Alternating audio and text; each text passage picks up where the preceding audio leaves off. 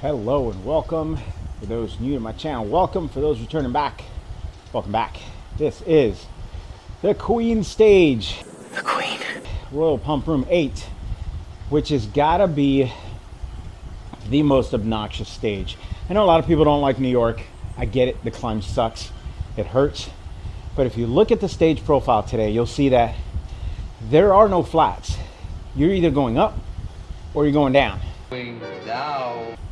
And for some of us, we don't want to go down. We don't want to risk our standings and not perform. So if you're a sprinter out there, good luck. Today is going to be tough. Today's going to hurt.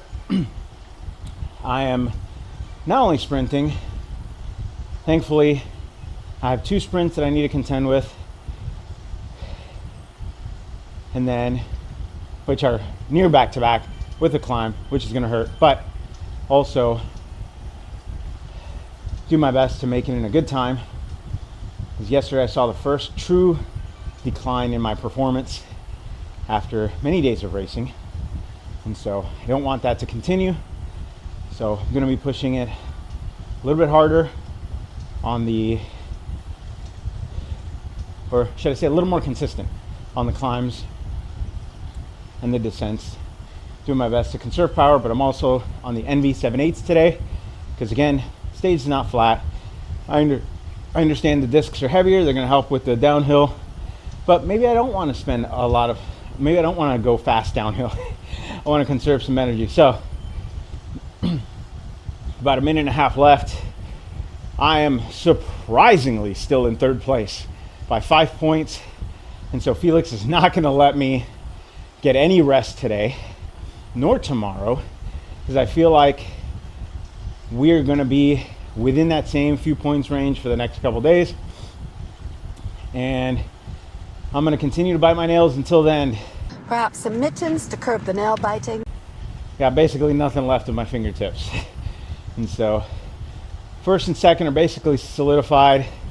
Robert and Harry, congratulations, you guys truly did a masterful job of showing us what it's like to sprint in a series like this.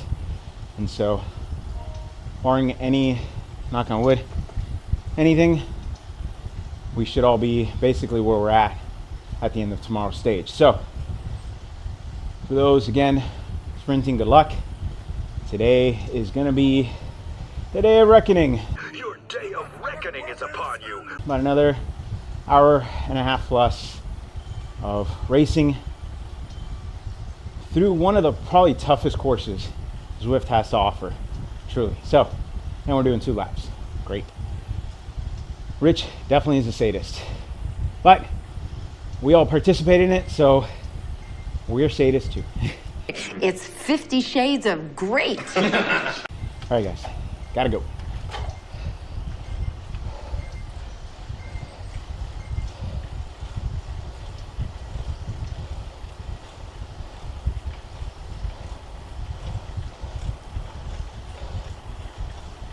Hope you're enjoying my background. I'm not at home, you couldn't tell. So, all right, so fast forwarding to just before the sprint, and I've got to say this was probably one of the hardest stages so far.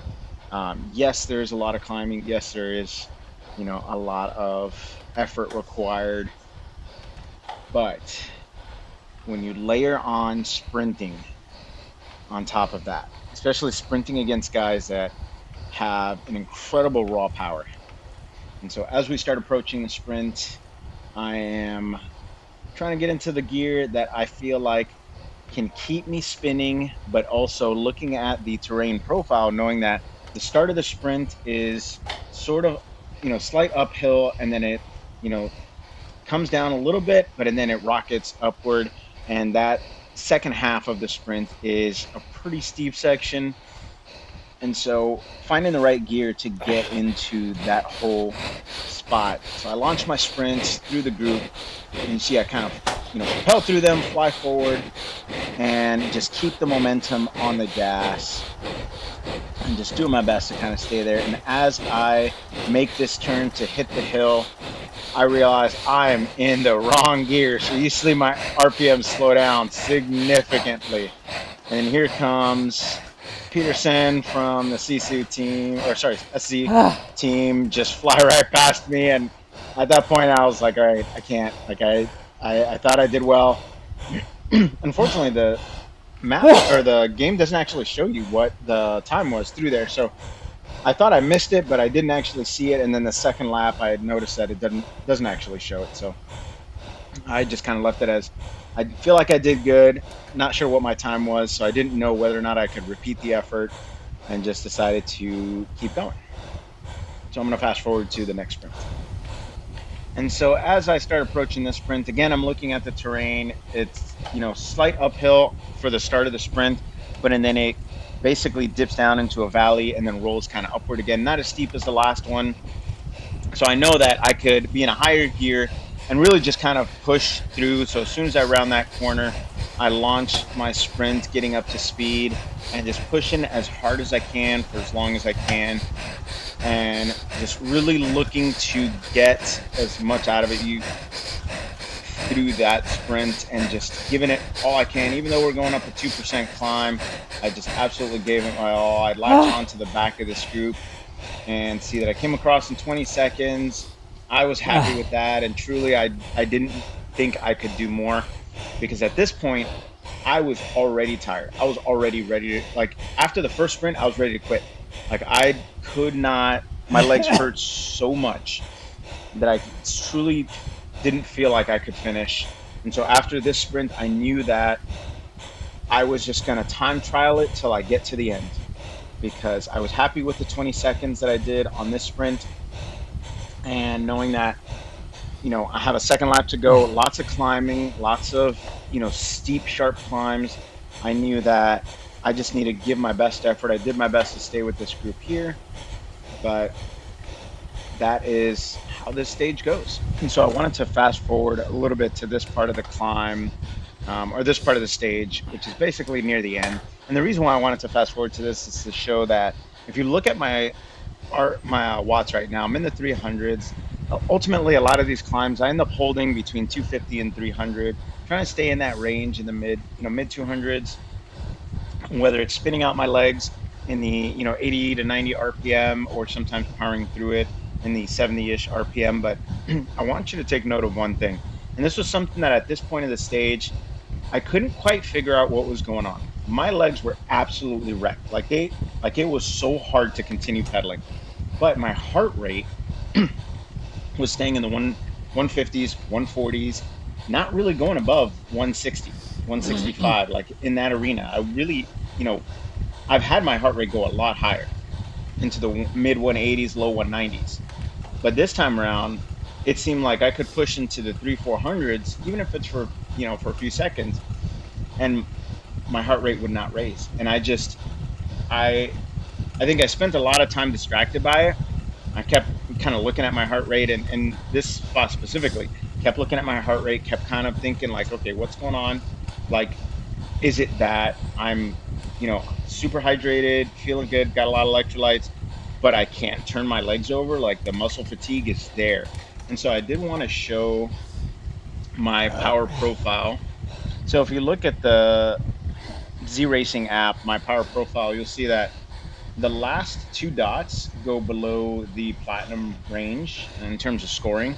But really what I want to point out is, if you look at the, the stages for this FRR, you'll see that every day has been getting harder, and every day my performance is coming down little by little. And that's really just how these races go.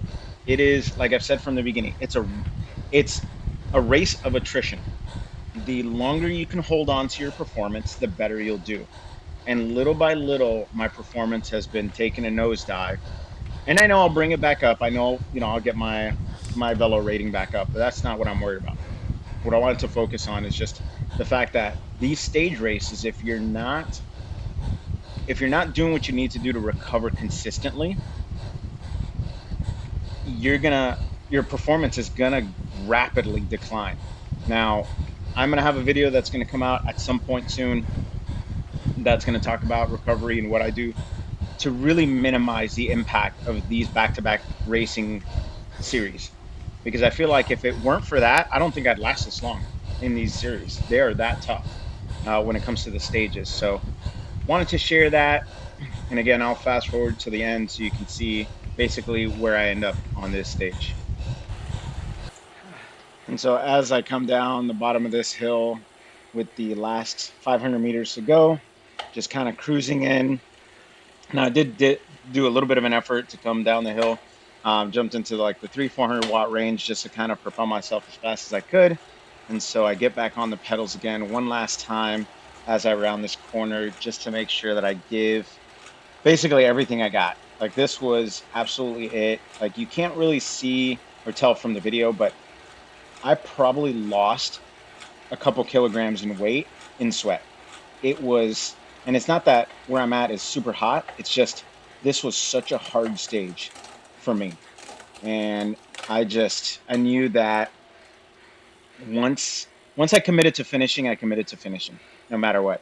And so you can't quite see the time, but I ended up finishing about 10 minutes behind the leader, which, you know, hopefully that doesn't impact uh, my standings in the sense of, don't want to get kicked out of the race because I'm over, over the time cut. But you can see my numbers there. I feel like I did a great job, even though, my 20-minute power is right up there with, kind of my max. I'm in the 3.0-ish range for 20-minute power, I think, in my max. Same thing, 5-minute power is not as hard as it could be, but again, with the sprinting, it has just been tough to maintain a higher level power. And so, as you can see, I'm just kind of in my head at the moment as I finished because it was just that tough that I had absolutely no words in the moment to, talk about how this race went. So I will leave it there. Again, appreciate you guys that have been following along, encouraging me, leaving comments, and really propelling me to this part of the race, getting me to the end. So I will catch you guys on the next race.